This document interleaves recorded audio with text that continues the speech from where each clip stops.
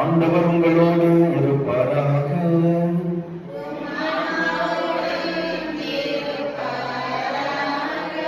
மத்தேயு எழுதிய தூய நற்செய்தியிலிருந்து வாசகம்.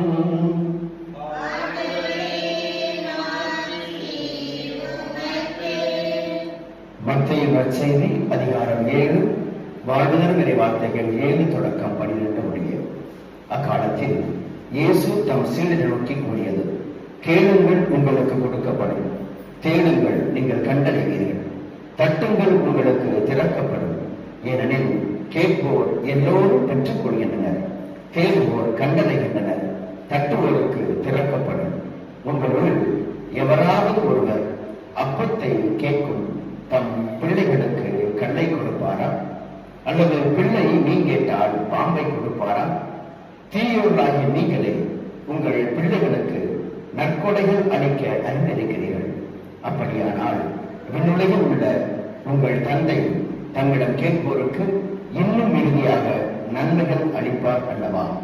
ஆகையால் பிறர் உங்களுக்கு செய்ய வேண்டும் என விரும்புகிறவற்றையெல்லாம் நீங்களும் அவர்களுக்கு செய்யுங்கள்.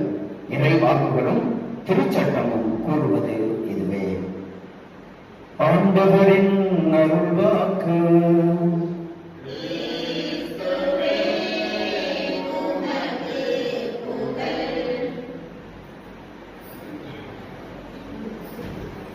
இயேசுவுக்கே புகழ், இயேசுவுக்கே நன்றி, இயேசுவுக்கே மகிமை, இயேசுவுக்கே ஆராதனை. இயேசு கிறிஸ்துவின் பிரியமுள்ள சகோதர சகோதரிகளே, தவக்காலத்தினுடைய முதல் வாரம் வியாழக்கிழமையில ஆண்டவருடைய இந்த புனிதமிக்க சன்னிதானத்துல நாம் இங்கு கூடியிருக்கின்றோம். இந்த நாளில நாம் எல்லோருக்கும் தெரிந்த, நாம் அடிக்கடி பயன்படுத்துகிற ஒரு இறைவார்த்தை பகுதியை நாம் வாசிக்க கேட்டோம். கேளுங்கள், உங்களுக்கு கொடுக்கப்படும்; தேடுங்கள், கண்டடைவீர்கள்; தட்டுங்கள், உங்களுக்கு திறக்கப்படும். கேளுங்கள், தேடுங்கள், தட்டுங்கள். அங்கு ஆண்டவர் இந்த நாளில நாம் கேட்க வேண்டும் என்று விரும்புகிறார். நாம் ஜெபிக்க வேண்டும் என்று ஆண்டவர் விரும்புகிறார். பல நேரங்களில நாம் ஆண்டவருக்கு எல்லாம் தெரியுமே, என்னை படைத்த ஆண்டவருக்கு எல்லாம் தெரியும், அவரிடம் நான் ஏன் கேட்க வேண்டும்? அல்லது கேட்டால்தான் அவர் கொடுப்பாரா? நான் அழுது ஜெபித்தால்தான் அவர் எனக்கு என் தேவைகளை நிறைவேற்றுவாரா? கடவுளுக்கு எல்லாம் தெரியுமே, என் பிரச்சனைகள் தெரியும், என் துன்பங்கள் தெரியும், என் துயரங்கள் தெரியும், என் வேதனைகள் தெரியும், எல்லாம் தெரியுமே, நான் ஏன் கேட்க வேண்டும் என்று பல நேரங்களில நாம் இந்த காரியத்தை நாம் சொல்லுவது உண்டு. ஆனால் ஆண்டவர் இந்த நாளில கேளுங்கள், உங்களுக்கு கொடுக்கப்படும் என்று சொல்வதன் வழியாக நாம் ஜெபிக்க வேண்டும். ஜெபத்தினுடைய தேவையையும், ஜெபத்தினுடைய வல்லமையையும், ஜெபத்தினுடைய அத்தியாவசியத்தையும் ஆண்டவர் நமக்கு இந்த நாளிலே உணர்த்துகிறார். ஏனென்றால் அவர் ஜெபத்தின் இறைவனாக தன்னை வெளிப்படுத்தினார். அதிகாலையிலே எழுந்து ஜெபிக்கிறார், இரவெல்லாம் ஜெபிக்கிறார். ஆண்டவர் தன் வாழ்க்கையில ஜெபத்திற்கு அவ்வளவு முக்கியத்துவம் கொடுத்தார். இரவெல்லாம் அவர் ஜெபித்துக் கொண்டிருப்பதை பார்க்கிறோம். அதிகாலையிலே எழுந்து ஜெபிக்கிறவராக நாம் பார்க்கிறோம். காரணம், ஜெபம் என்பது நம்மை இறைவனோடு இணைக்கிறது. ஜெபம் என்பது நம்மை கடவுளோடு ஒப்புரவாக்குகிறது.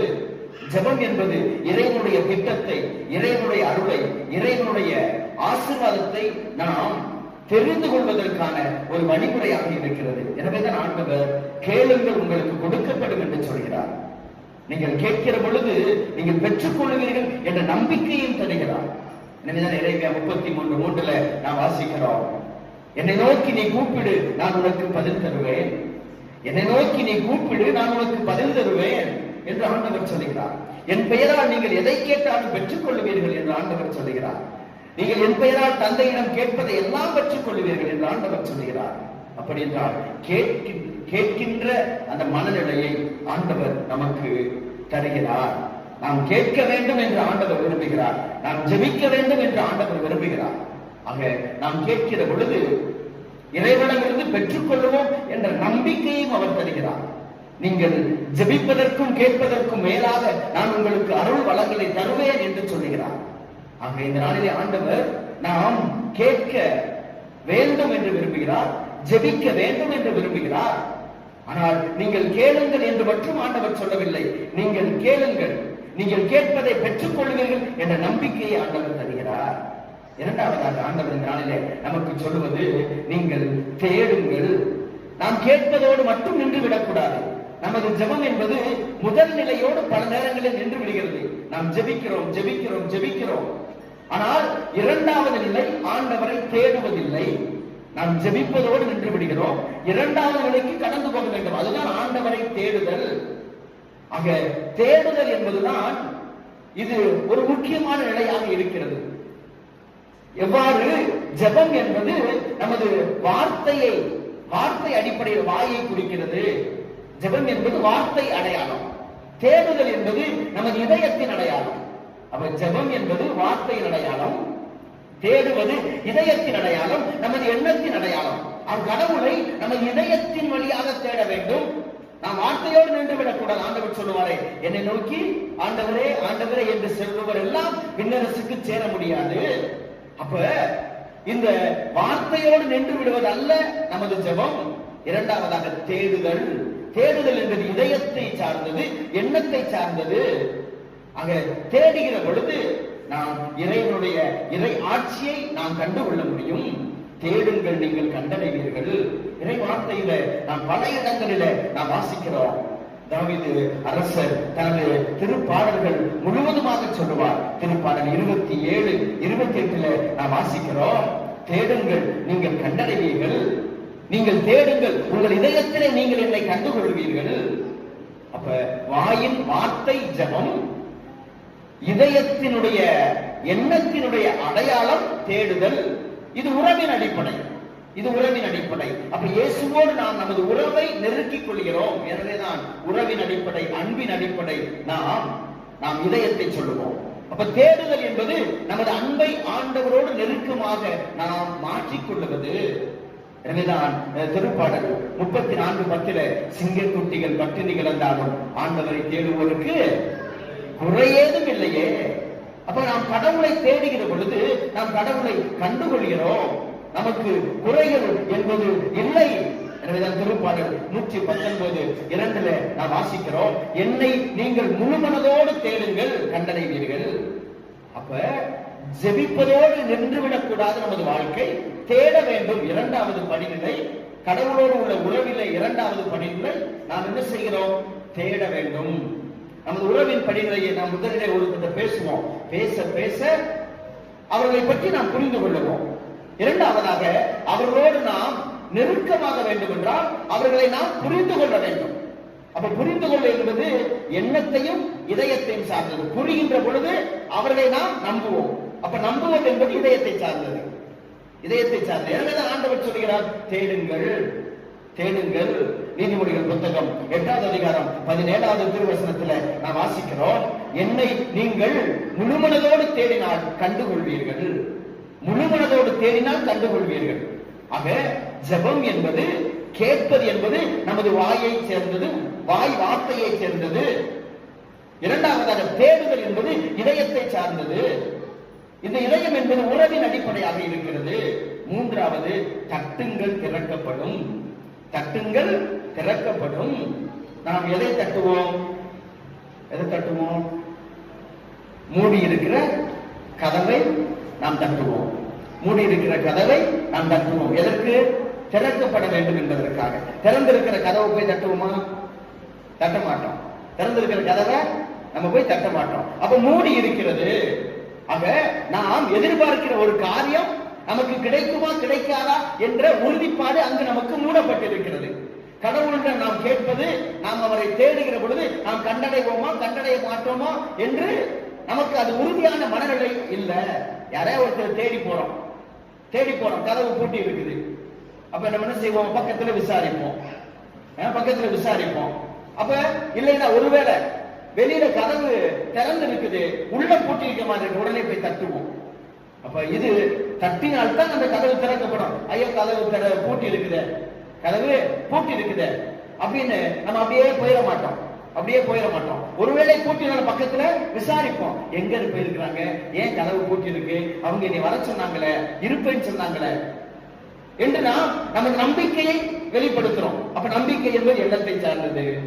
அது மூன்று எப்பொழுதுமே உறவு நிலையில் தொடர்ந்து மூன்றாவது கடவுளோடு உள்ள உறவு நிலையில் நெருக்கமானது தட்டுதல். தட்டுதல் ஆண்டவர் தான் சொல்லுவாரு. ஜெபத்தை குறித்து, இடைவிடாத ஜெபத்தை குறித்து லூக்கா நற்செய்தி 18வது அதிகாரத்துல ஒரு ஓமையை சொல்லுவாரு. ஒரு ஓமையை சொல்லுவாரு. நடு ராத்திரியில தன்னை தேடி ஒரு நண்பன் வந்திருக்கிறான். அந்த நண்பனுக்கு தன்னிடம் கொடுப்பதற்கு ஒண்ணும் இல்ல. எனவே அவன் எந்திரிச்சு போய் தன்னுடைய இன்னொரு நண்பர்கிட்ட போய் அவனுடைய அந்த கதவை தட்டுறான். அவன் சொல்றான், அப்பா நான் ஏற்கனவே படுத்துட்டேன், நான் ஏற்கனவே தூங்கிட்டேன், என்னுடைய பிள்ளைகள்லாம் தூங்குறாங்க, நான் எந்திரிச்சு வர முடியாது. ஏனென்றால் என் பிள்ளைகளுடைய தூக்கம் கெட்டு போயிரும், ஆடு மாடுகள் விழித்துக் கொள்ளும், அந்த தூக்கமே அப்படி இல்லாம போயிரும். என் கதவுகளை திறக்க வேண்டும் என்றால் நான் சங்கிலியை வச்சு பூட்டி இருப்பேன். அந்த சங்கிலிகளை நான் எடுக்கின்ற பொழுது பிள்ளைகள் சத்தம் போடும், பிள்ளைகள் தூக்கம் போயிடும். அந்த ஆடு மாடுகளை அந்த காலத்துல உள்ளதான் வீட்டுக்குள்ளே அவர்கள் பூட்டி வைத்திருப்பார்கள். அதெல்லாம் டிஸ்டர்ப் ஆகும். எனவே எந்திரிக்க முடியாது சொல்றான். இவன் தொடர்ந்து தட்டிக்கொண்டே இருக்கிறான், தொடர்ந்து தட்டிக்கொண்டே இருக்கிறான், திறக்கிறவரை தட்டிக்கொண்டே இருக்கிறான். அப்ப நண்பன் என்பதற்காக இல்லாட்டா கூட அவனுடைய தொந்தரவு தாங்க முடியாம அவன் கதவை திறந்து அவனுக்கு தேவையானதை கொடுப்பான். அப்படின்னா என்ன ஆண்டவர் சொல்றாரு, தட்டிக்கிட்டே இருங்க. இது செயலின் அடிப்படை. இது எதன் அடிப்படை? செயல்.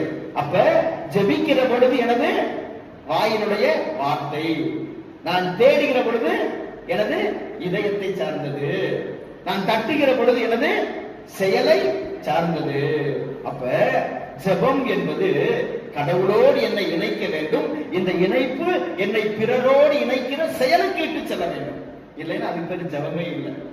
ஜெபம் என்பது எப்பயுமே எனக்கானது அல்ல, எனக்கானது அல்ல.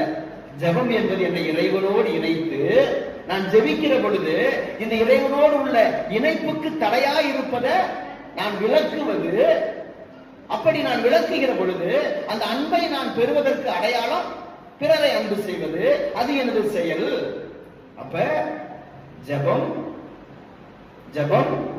தவம், நோன்பு, தர்மம், இந்த மூன்று தான் இந்த தவ காலத்தில் அதிகமா சிந்திக்கிறோம். இந்த மூன்றுக்கும் தொடர்பு இருக்குது. அப்ப ஜெபம் என்பது வாயினுடைய வார்த்தைகள். அப்ப தவ காலத்துல நாம் ஜெபிக்க அழைக்கப்படுகிறோம். மூன்று முக்கிய புண்ணியங்கள்: ஜெபம், தவம், தானம், தர்மம். இந்த மூன்று முக்கிய புண்ணியங்கள். அப்ப ஜெபம் என்பது வாயின் வார்த்தைகள். அப்ப நான் ஜெபிக்க அழைக்கப்படுகிறேன். கடவுளை, அவருடைய பாடுகள், மரணத்தை நினைத்து அதிகமாக நான் ஜெபிக்க இந்த தவ காலத்திலே அழைக்கப்படுகிறேன். இது வாயின் வார்த்தை. இரண்டாவது என்னது? ஆண்டவர் சொன்னாரு, நீங்கள் தேடுங்கள், நீங்கள் தேடுங்கள். தேடுவது என்பது என்னது? இதயத்தை சார்ந்த, எண்ணத்தை சார்ந்தது. நம்ம தவ காலத்துல முதல் நாள் விவிதி அன்னைக்கு ஆண்டவர் சொன்னாரு, உங்களுடைய உடைகளை கிழித்துக் கொள்ளாதீர்கள், உள்ளத்தை. அப்ப உள்ளத்தை கிழிப்பது என்பது நோன்பு. அதுதான் உண்மையான நோன்பு. அப்ப தேடுதல் என்பது நோன்பின் அடையாளம். இதயத்தை சார்ந்தது, எண்ணத்தை சார்ந்தது. அப்ப என் இதயத்தில் இருக்கிறதெல்லாம் நான் ஆராய்ந்து பார்க்கிறேன்.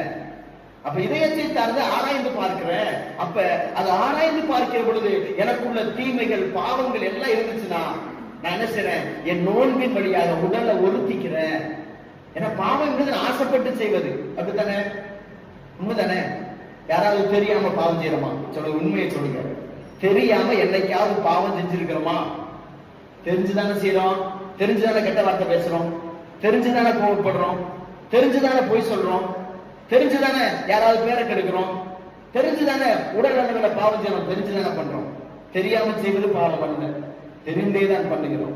அப்ப இந்த பாவங்களுக்கு என் உடலை ஒருத்தி கொள்ள வேண்டும். அப்ப இதுதான் தேடுதல். அப்ப ஏன் இருக்கிறதெல்லாம் நான் தேட வேண்டும் என்றால், அப்ப நான் என் உடலினால் செய்த இந்த பாவ உடலை உறுத்தி கொள்வது, வருத்தி கொள்வது, இதுதான் நோன்பு.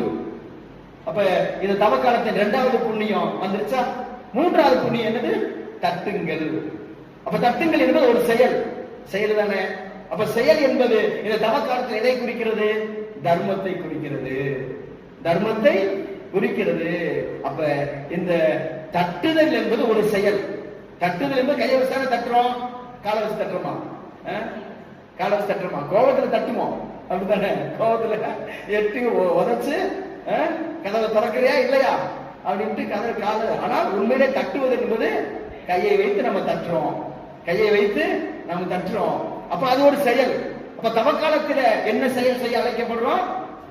தர்மம். தர்மம். அப்ப கேளுங்கள் கொடுக்கப்படும், தேடுங்கள் கண்டடைவீர்கள், தட்டுங்கள் திறக்கப்படும். இப்ப ஆண்டவர் சொல்றாரு கேட்கிறவர்களுக்கு கொடுக்கப்படும். அப்ப நீ ஜெபித்து என்றால் இந்த தவக்காலத்துல கடவுளுடைய பாடுகள் மரணத்தை நினைத்து என் பாவங்களுக்காய் அவர் பட்ட அந்த பாடுகள் மரணத்தை நினைத்து நான் ஜெபிக்க வேண்டும். அதுதான் ஜெபம். கடவுளோடு என்னை ஒப்புரவாக்க வேண்டும், கடவுளோடு என்னை ஒப்புரவாக்க வேண்டும், ஜெபிக்க வேண்டும், அவரை தேட, இரண்டாவது படிகளை தேட வேண்டும். நான் அவரை அறிந்து கொள்ள வேண்டும். அறிந்து கொண்டால் என் கடவுளுக்கு இதெல்லாம் பிடிக்காதே, என் கடவுளுக்கு விரோதமாக இதையெல்லாம் என் உடலிலே செய்திருக்கிறேனே. அப்ப உடலினால் செய்த பயண பாவம் என்பது உடலை சார்ந்தது, உடலை சார்ந்தது. ஏன்னா வாயை வச்சு கெட்ட வார்த்தை பேசுறோம், சரியா? கண்ணை வச்சு தீயதை பார்க்கிறோம், தீயதை கேட்கிறோம், சரியா? உடல்ல தேவையான அளவுக்கு தேவையில்லாதெல்லாம் சாப்பிடுறோம், ஆசைப்பட்டத பிடிச்சாலும் பிடிக்காட்டாலும் கழுத்து வரைக்கும் எல்லாமே பாவம் என்பது உடலை சார்ந்தது. அப்ப நோன்பின் வழியாக உடலை ஒடுக்கி கொள்கிறேன், ஆசைப்பட்டு செஞ்சதெல்லாம் வேண்டாம்னு ஒதுக்கிறேன். அப்ப நோன்பு என்பது உடலை வருத்துதல், அதான் தேடுதல். தட்டுங்கள் உடலை சார்ந்தது, இது ஒரு செயலை சார்ந்தது. அப்ப என்னிடம் இருப்பதை பகிர்ந்து கொடுக்கிறேன், என்னிடம் இருப்பதை பகிர்ந்து கொடுக்கிறேன், தர்மம் செய்கிறேன். அப்ப எனக்கு கதவுகள் திறக்கப்படும். என்ன கதவுகள்? விண்ணகத்தின் கதவு. என்ன கதவு திறக்கப்படும்? விண்ணகத்தின் கதவு. நான் தட்டப்படுகிற பொழுது, அப்படி என்றால் நான் தான தர்மங்கள் செய்கிற பொழுது எனக்கு எந்த கதவு திறக்கப்படுது? அதான் தோபித்து புத்தகம் 4:10 சொல்லுது, உன்னுடைய தர்மம் உன்னை சாவிலிருந்து காப்பாற்றும். தோபித்து 2:19 சொல்லுது, உன் தர்மம் உன்னை உன் பாவங்களிலிருந்து மன்னித்து உன்னை விண்ணக வாழ்வுக்கு கொண்டு போகும். ஏழை எளியவருக்கு மனமிறங்கி கடன் கொடுக்கிறவன் ஆண்டவருக்கே கொடுக்கிறான். அப்ப இங்க கொடுப்பது அங்க சேர்த்து வைக்கிறோம். அப்ப நான் தட்டினால் எங்க திறக்கப்படும்? விண்ணகமான ஆண்டவர் சொல், தட்டுங்கள் உங்களுக்கு அங்க திறக்கப்படும். அப்ப நீ கொடு, நீ தர்மம் கொடு, தானம் கொடு, உன் கையை நீட்டி கொடு. அதான் அன்னை தெரசா சொல்லுவாங்க, 2 கரம் குவித்து இறைவனை வணங்குகிற இந்த கரங்களை விட ஒரு கரம் நீட்டி ஏழை எளியவர்களுக்கு உதவி செய்கிற கரமே மேல். அப்ப இந்த கரத்தை விட எந்த கரம் மேலானது? இந்த கரம். எந்த கரம்? இந்த கரம். இந்த கரத்தை விட இந்த கரம் மேலானது. எப்ப இந்த கரம் மேலானது? இந்த கரம் இணைந்து அவரோடு இணைந்திருந்தா என்னைய இந்த கரம் தூண்ட சொல்லும், இந்த கரம் கொடுக்க தூண்டும். எனவே இந்த தவக்காலத்தில் 3 புண்ணியங்களை ஆண்டவர் மிக சுருக்கமாக சொல்றாரு. அதுதான் உறவின் அடிப்படை. ஜெபம், இறைவனோடு ஒப்புரவாதல், தேடுதல், என்னோடு ஒப்புரவாதல், என்னை அறிந்து கொள்ளுதல், மூன்றாவதாக தட்டுதல். பிறரோடு உள்ள உறவை நான் வளர்த்துக் கொள்ளுதல், பிறரோடு ஒப்புரவாதல், கடவுளோடு ஒப்புரவாகுதல், என்னோடு ஒப்புரவாகுதல், பிறரோடு ஒப்புரவாகுதல். எனவே ஆண்டவரிடத்தில் நாம் கேட்போம், நிச்சயம் பெற்றுக் கொள்வோம். அவரை நாம் தேடுவோம், அவரை நாம் நம் இதயத்திலே கண்டுகொள்வோம், அவரை இதய கதவை நாம் தட்டுவோம். நம் செயல்கள் வழியாக, தான தர்மங்கள் வழியாக நம்மையே நாம் கடவுளுக்கு அர்ப்பணிப்போம். அப்பொழுது நாம் விண்ணகத்தினுடைய கதவுகள் நமக்காய் திறக்கப்பட்டிருக்கும் என்ற நம்பிக்கையில நாம் தொடர்ந்து தவக்காலத்துல ஜபத்தில் நிலைத்திருப்பவர்களாக, தான தர்மம் செய்கிறவர்களாக, நோன்பினால் நம் உடலையும் நம்மையும் ஒடுக்கி கொண்டு இறைவனுடைய அந்த பாடுகளில் துன்பத்தில் நான் பங்கு பெறுகிறேன் என்ற மனநிலையில தொடர்ந்து தவக்காலத்துல நாம் வாழ்வோம். மனம் மாற்றம் பெற்ற வாழ்க்கை வாழ்ந்து இறைவனுக்கு ஏற்றவர்களாக வாழ்வோம். அவருடைய பாடுகள் மரணம் வழியாக நம்மையே நாம் ஒடுக்கி கொண்டு, நாம் ஜபத்தின் வழியாக நம்மை இணைத்துக் கொண்டு, தான தர்மங்கள் வழியாக நம்மையே நாம் இறைவனுடைய அந்த மாபெரும் உயிர்ப்பு பெருவிழாவுக்கு நம்மை தயாரிப்போம். கேளுங்கள் கொடுக்கப்படும், தேடுங்கள் கண்டடைவீர்கள், தட்டுங்கள் திறக்கப்படும்.